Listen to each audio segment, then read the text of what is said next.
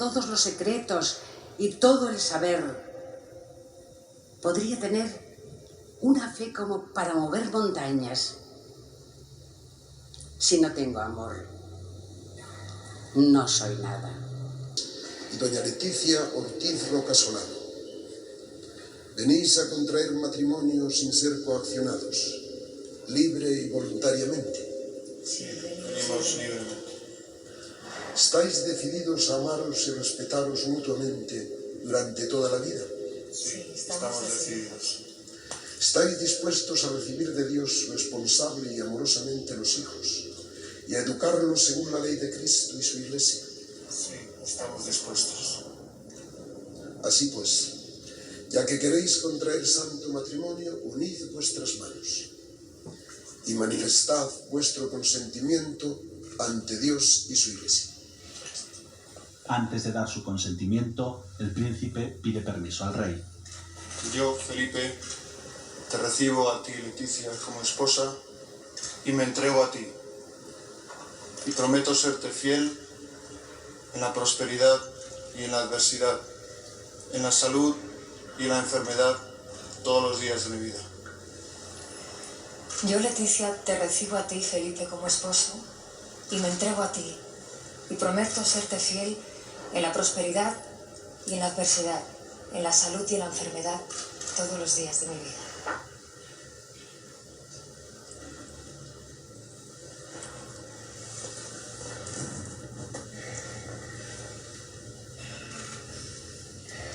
Leticia, recibe esta alianza en señal de mi amor y fidelidad a ti, en el nombre del Padre, del Hijo y del Espíritu Santo.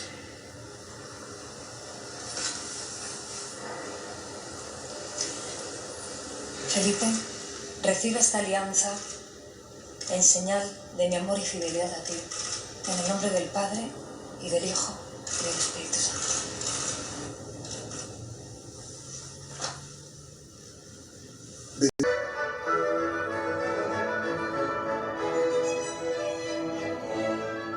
La cantata 69 de Bach, uno de los compositores favoritos de la reina, acompaña la firma de los testigos.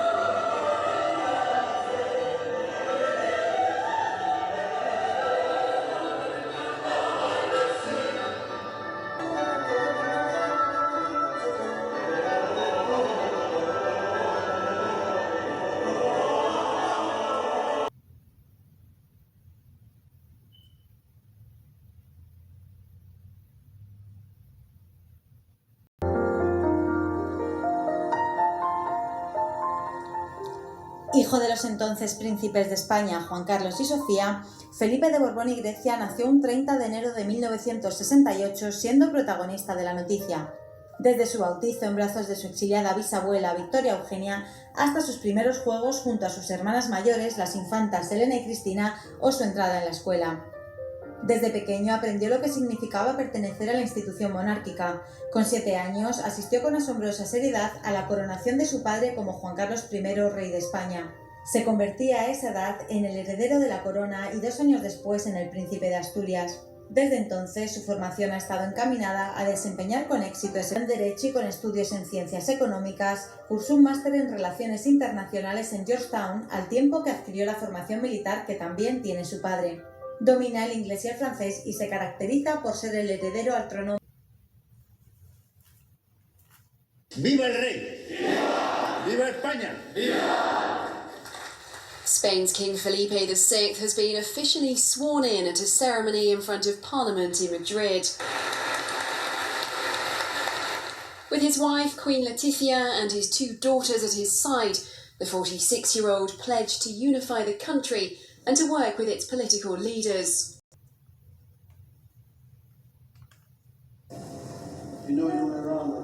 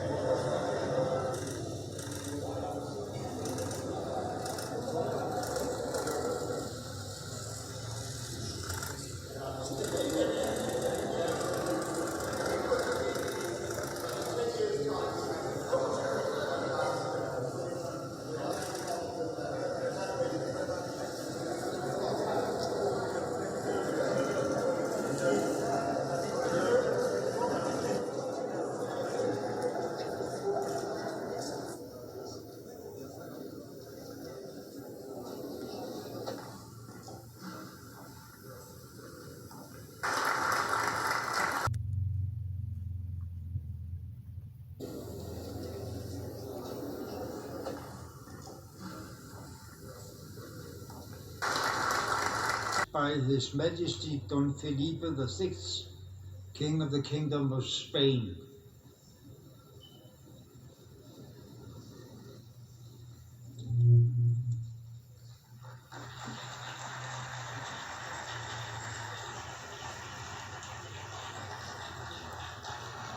Señor Presidente, Mr. President, Mr. Deputy Secretary General, Mr. Undersecretary General, distinguished delegates, ladies and gentlemen. It is a pleasure and a true honor to be addressing the United Nations on behalf of Spain once again. We, the heads of state and government of the United Nations, are here to commit ourselves on behalf of our people to transform the world over the next 15 years, to free it from extreme poverty and hunger, which continue to inflict so many. We are going to change it everywhere and for everyone.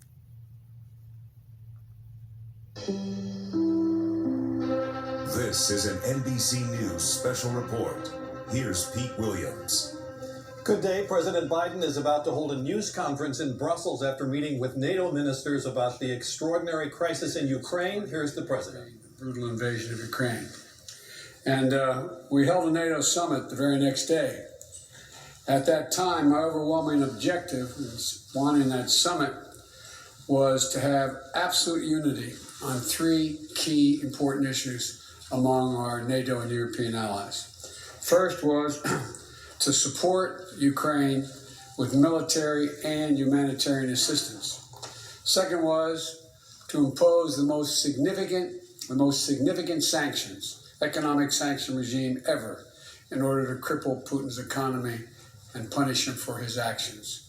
Third was to fortify the eastern flank of our NATO allies, who were obviously very, very concerned and somewhat worried of what would happen. We accomplished all three of these, and today we're determined to sustain those efforts and to build on them. The United States is committed to provide over $2 billion in military equipment to Ukraine since I became president. Anti-air systems, anti-armor systems, ammunition, and our weapons are flowing into Ukraine as I speak. And today, I'm announcing the United States is prepared to commit more than $1 billion in humanitarian assistance to help get relief to millions of Ukrainians affected by the war in Ukraine. Many Ukrainian refugees will wish to stay in Europe, closer to their homes. But we also will welcome 100,000 Ukrainians to the United States with a focus on reuniting families. Well, officials are calling this perhaps the most consequential NATO summit in the history of the organization. That's saying a lot because there has been a huge buildup about this meeting, and President Biden is right in the center of all of it. And that includes the U.S. pledging additional troops in Eastern Europe as a part of the defense and deterrence related to NATO because of what Russia has done in Ukraine, because of the war and the provocations and the outright aggression from Russia. This alliance wants to show greater strength, greater deterrence. So the U.S. is committing to have long-term deployments of troops in countries along the eastern flank. And that is something that has been increasing, and now the president is expanding that commitment. There is also the work of expanding the group itself to include Sweden and Finland. Some of the roadblocks to that have been smoothed over. That was happening last night. And so now an alliance of 30 nations could soon be 32. Further strengthening how the organizations of NATO, which come together to try to have a world order where there is a respect for boundaries and a respect for international norms, to strengthen that. And that's part of what's happening here. So there are big consequential meetings. And of course, because Ukraine is so much at the heart of it, officials are also hearing from President Zelensky by video today. He did that at the G7 meeting with the smaller group of leaders earlier. And now what we are understanding is the message from him is about that ongoing threat to other nations, not just Ukraine, but the fact that what Russia has done should be a warning to the other members of this alliance. Joe? Kelly, what we have you yesterday, we heard Russian troops along the border were there for training, all 180,000 of them.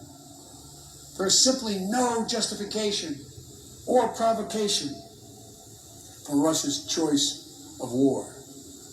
The reason we want to make clear is their movement on Ukraine don't even think about moving on one single inch of NATO territory. We have sacred obligation. We have a sacred obligation under Article 5 to defend each and every inch of NATO territory with the full force of our collective power. Putin can and must end this war. The American people will stand with you and the brave citizens of Ukraine who want peace. My message to the rest of Europe: this new battle for freedom has already made a few things crystal clear. First, Europe must end its dependence on Russian fossil fuels, and we, the United States, will help. Landed in Madrid, where he plans to attend a NATO leaders summit today. He's expected to push for Finland and Sweden to become full NATO members while keeping the alliance united against Vladimir Putin. Meanwhile, Russia has launched a new deadly attack on civilians in Ukraine, targeting a shopping mall. Let's bring in ABC News White House correspondent Mary Alice Parks, who's traveling with the president, and foreign correspondent Tom Sufi Burridge in Kyiv, Ukraine, for more on this. Tom, I want to start with you. What's the latest on this shopping mall attack? Well, Diane, there's 18 people confirmed dead, but there are around about 20 people believed to be in that shopping mall at the time when the Russian missiles rained down who are still missing. So the death toll is likely, unfortunately, to rise again. There are many injured, seriously, some of them. It's one of the worst attacks, no doubt about it, that Russia has launched since it invaded this country. President Zelensky underlining once again that it's, for him, a terrorist attack, and he says it underlines the need for even more impressive weaponry from partners like the United States to defend Ukraine's skies. Tom, we had originally heard that this mall was packed full of people. The death toll, no doubt, still high regardless, but how did so many manage to get out? Well, the Ukrainian authorities are saying there'll also be an investigation because apparently the air raid siren in that town or city called Kremenchuk, which is in central Ukraine, did go off. a number of minutes, according to local officials, before the missiles came in. But Ukrainian officials say, unfortunately, people did stay inside the building. President Zelensky suggesting it could have been much worse. Some people did get out. But like in other parts of Ukraine, people are so used to the war now. The air raid siren warning is on here in Kiev. I've got my equipment on, but people are still walking around because, sadly, the war is now part of everyday life. I see. All right. And Mary Alice, Western leaders at the G7 conference met virtually with Zelensky. The group is calling this small strike a war crime. So have there been any talks of criminal charges? Yeah, not yet, Diane, but I wouldn't be surprised by that. We've heard President Biden in the past say that he'd be open to that. He wants to give space for international investigators, Ukrainian investigators, to be able to do their work to find evidence of war crimes. Over the weekend, we heard the president tell reporters that he thought these strikes on residential neighborhoods and like this, the mall, was a sign of Putin's barbarism. We expect to hear much more from the president and these NATO leaders in the next few days when they meet here. And Ukrainian President Vladimir Zelensky is pushing NATO for some new missile defense systems. So, Mary Alice, what's the alliance considering in terms of new aid to Ukraine?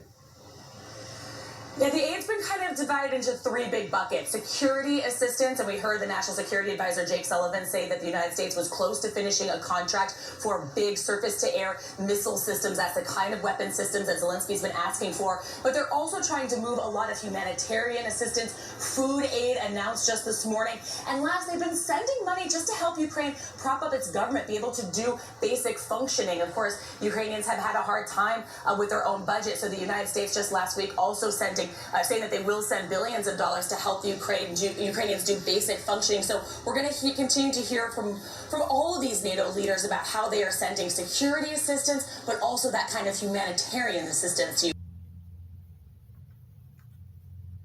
What message do you think exercises like this send to our potential adversaries? I think they send that we're ready, and we are again a 30-member alliance that's based on common values of freedom. It's a little over 100 miles from here to the Russian border. When President Putin says that NATO's expansion into Eastern Europe threatens Russia, this is what he's talking about. But NATO says it's a defensive alliance and that these troops pose no threat. Last month, the U.S. sent an additional 7,000 U.S. troops to Europe to be ready to assist NATO's response force, activated for the first time in its history to defend NATO territory. Attention!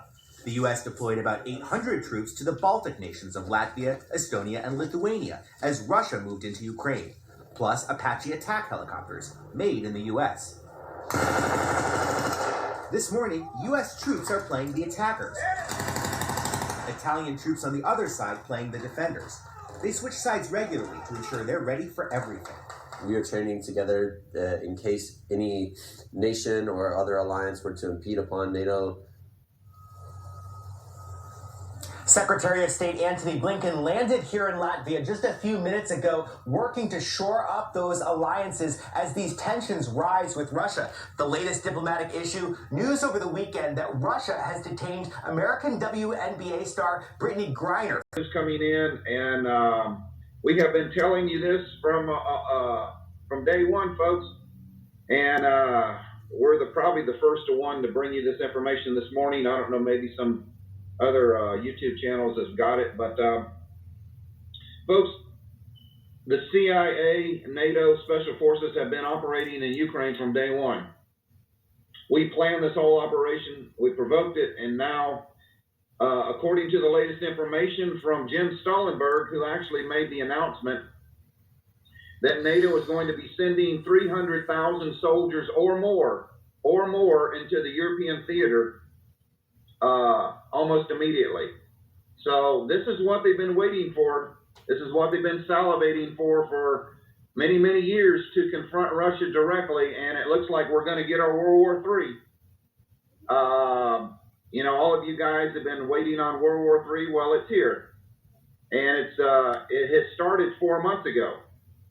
We also have some breaking news that Ukraine, under the direction of United States Special Forces, have hit Russian bases in Ukraine and destroyed a lot of Russian equipment, killed a lot of Russian soldiers. So Vladimir Putin was rushed to the Kremlin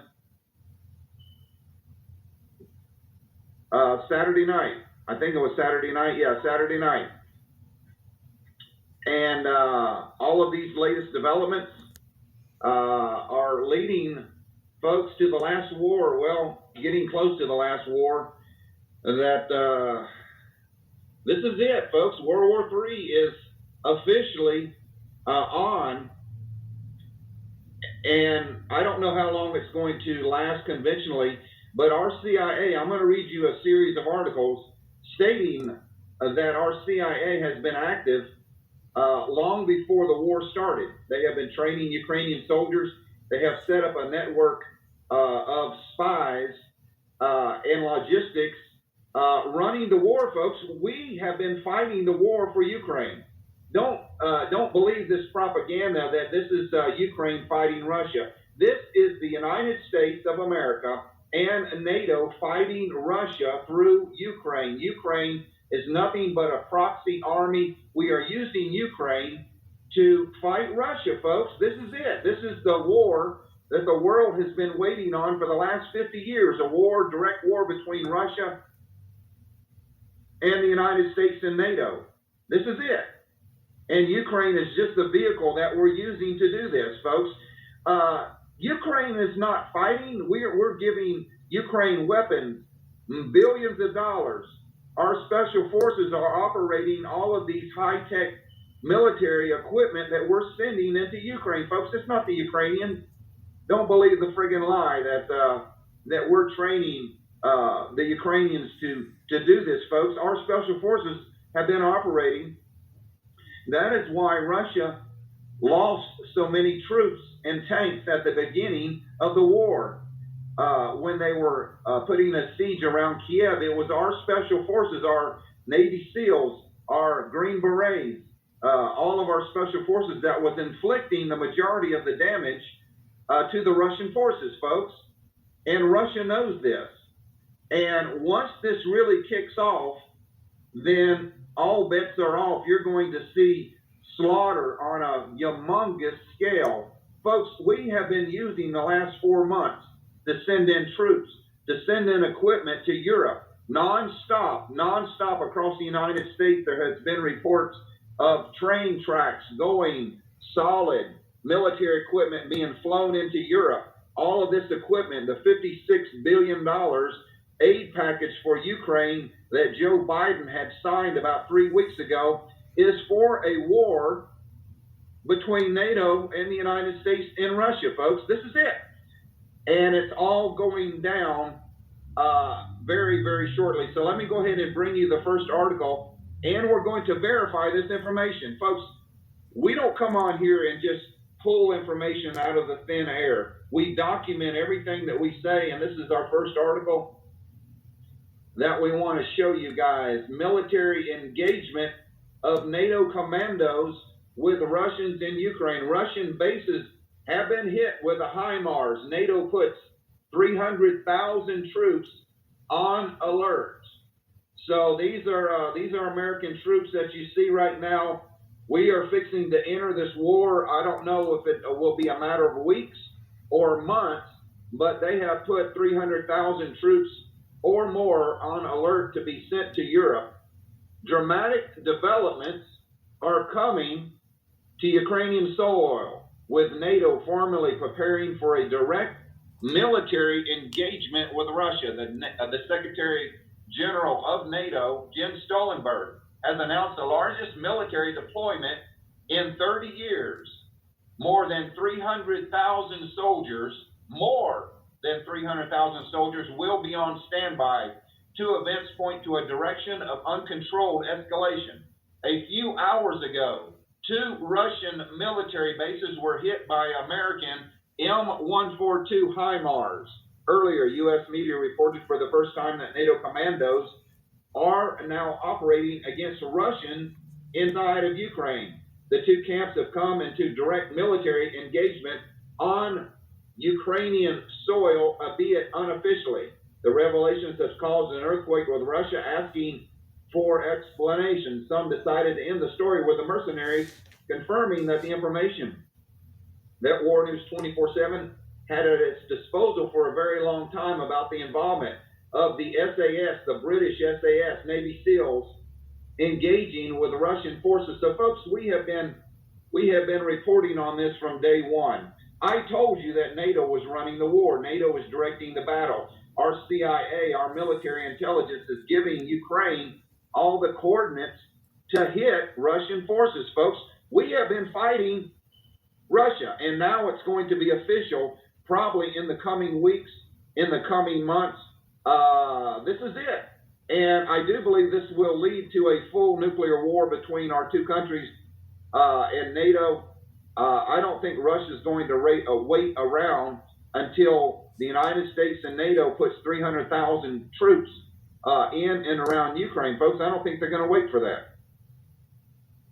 I think that things could be escalating very, very quickly.